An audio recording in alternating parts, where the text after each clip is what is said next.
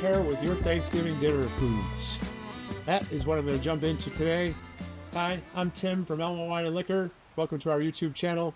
I am here today to talk about some good pairings for different dishes on your Thanksgiving table.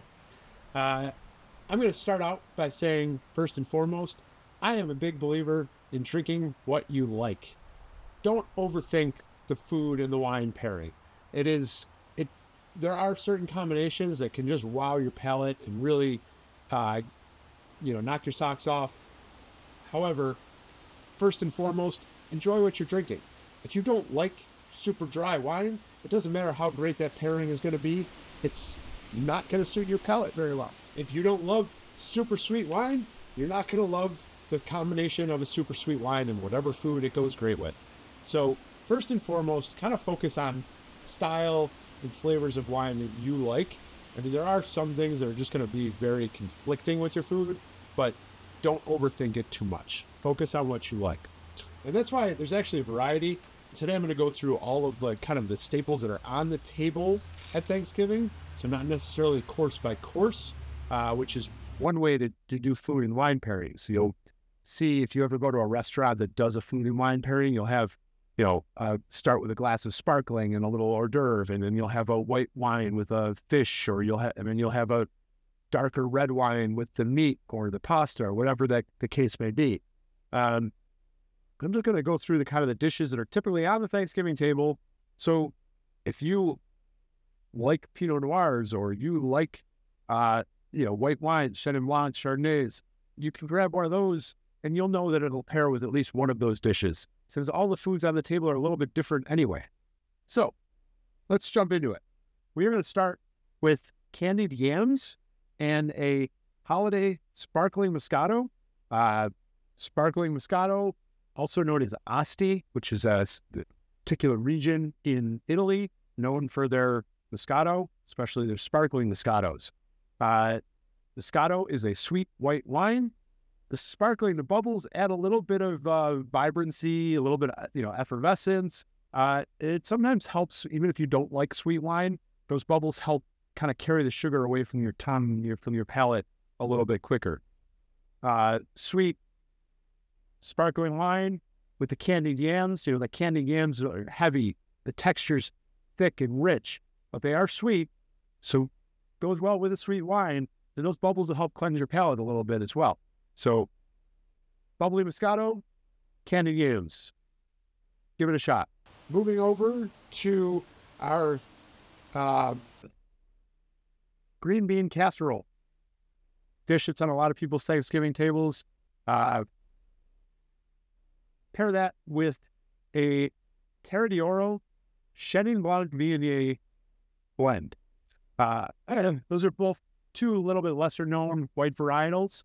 Viognier is very similar to Chardonnay in flavor, but usually has a lot more aromatics to it. Very floral, very nice aromatics. Chenin Blanc is closely related to Sauvignon Blanc, a little bit more citrusy, a little bit more tropical. So you kind of blend those two together, pair those with the green beans, especially if you don't like the green bean casserole. This might help wash that flavor down quickly, leave your mouth feeling crisp. That acidity from these grapes will help refresh your mouth, leave it fresh for your next bite of stuffing, which is what we recommend pairing with our cherry pie Pinot Noir. Let's face it, the name cherry pie goes great with Thanksgiving dinner anyway, but this really light, tart Pinot Noir will help wash down that rich, thick stuffing. It's a nice acidic profile to it as well. So again, kind of washes your palate clean after every bite, but it will pair really nicely with the stuffing.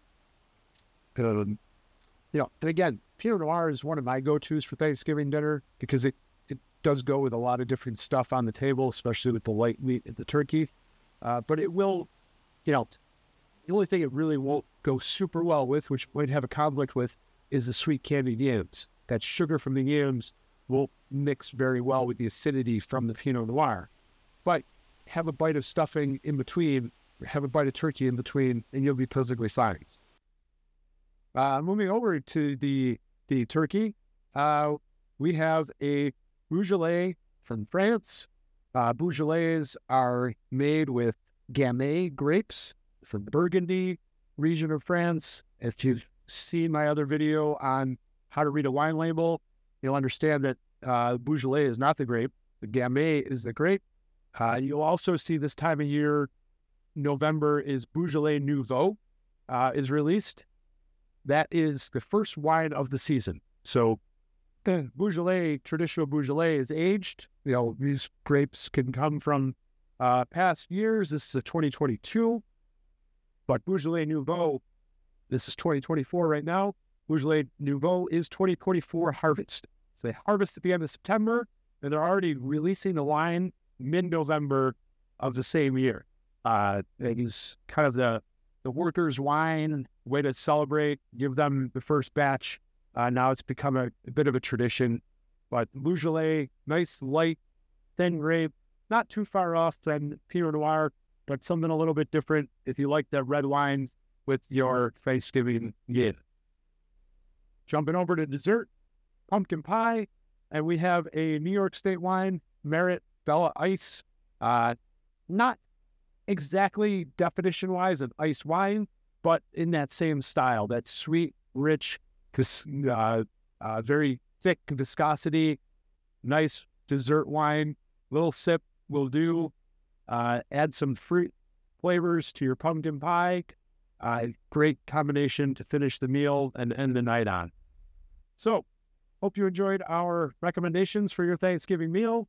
And remember, pick a wine you like. Don't overthink the matching and the pairing, but finding that right combination will be fun and exciting for all of you. If you like the video, please hit like and subscribe, share it with a friend, and please let us know your favorite food and wine pairing, especially for Thanksgiving dinner. Cheers.